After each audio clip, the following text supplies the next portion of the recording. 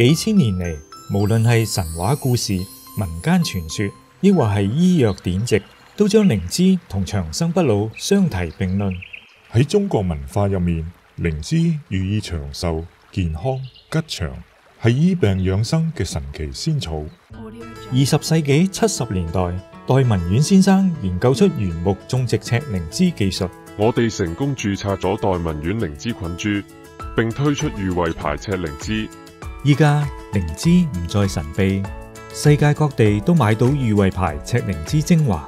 裕惠牌赤靈芝選用上等赤靈芝子實體，提取高濃度赤靈芝精華，粉末幼細，溶解度高，容易被人體吸收。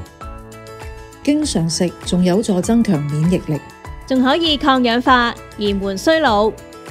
日本裕惠牌赤靈芝，每日服用，保持健康。